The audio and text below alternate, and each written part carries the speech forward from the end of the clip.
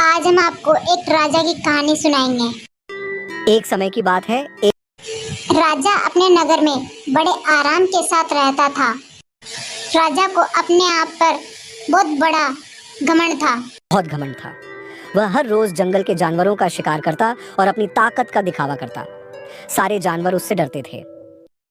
उसी नगर में रामू नाम का एक लड़का रहता था। एक दिन उसने सोचा कि अगर वह राजा की चापलूसी करेगा तो उसे कभी शेर से डरने की जरूरत नहीं होगी और शेर के शिकार में से हिस्सा भी मिल जाएगा।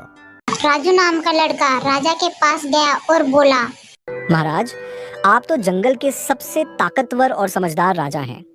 आपकी दहाड़ सुनकर सभी जानवर डर जाते हैं। मैं आपकी सेवक बनना चाहती हूँ। मैं आपके लिए जानवरों को बहला फुसलाकर आपके पास लाऊंगी और आप बिना मेहनत के शिकार कर सकेंगे।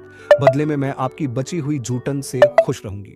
शेर राजा को राजू नाम के व्यक्ति की बात पसंद आई और वह रोज किसी न किसी जानवर को बहला राजू उन जानवरों को बहला फुसला कर राजा के पास ले आते और राजा उन्हें मार देते और राजा उसमें से थोड़ी सी जूठन उसके लिए भी छोड़ देते थे। इस तरह राजू के दिन भी अच्छे से निकल रहे थे। दूसरी तरफ एक भालू था जो बहुत दयालु और समझदार था। एक दिन भालू नदी के किनारे पानी पी रहा था। तभी उसने देखा कि एक मगरमच्छ मछली पकड़ने वाले जाल में फंस गया है और बहुत परेशान है। भालू ने दया भाव दिखाते हुए मगरमच्छ को जाल से निकालकर आजाद कर दिया। राजू दूर से ये सब देख रहा था। ये भालू तो बहुत ही मासूम है।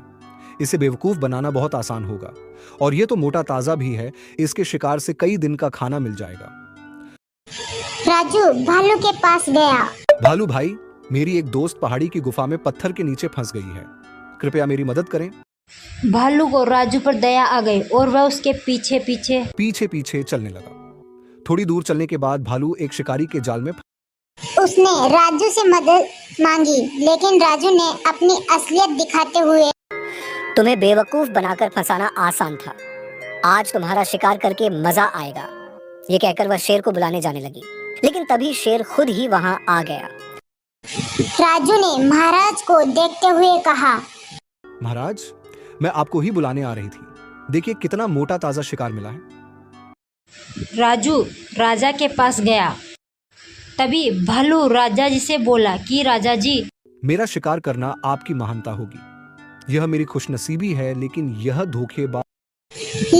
धोखेबाज राजू मुझे अकेले ही मारकर खाना चाहता था। शुक्र है कि आप आ गए, वरना मुझे इस डरपोक राजू का शिकार बनना पड़ता।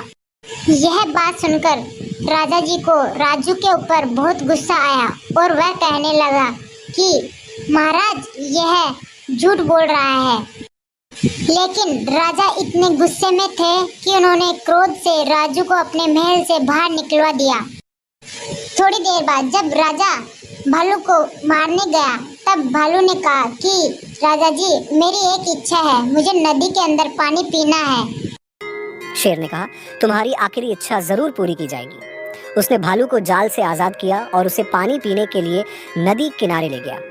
नदी के किनारे पहुंचकर भालू ने मगरमच्छ को पुकारा, मगरमच्छ भाई, अब मुझे तुम्हारी मदद की जरूरत है। मगरमच्छ ने भालू की आवाज सुनी और किनारे पर आ गया। भालू तुरंत मगरमच्छ की पीठ पर बैठ गया और मगरमच्छ उसे नदी के पार ले गया। राजा भालू की चालाकी देखकर हैरान रह गया। उसने अपना शिकार और अपनी सेवक दोनों को खो दिया और बहुत दुखी हुआ।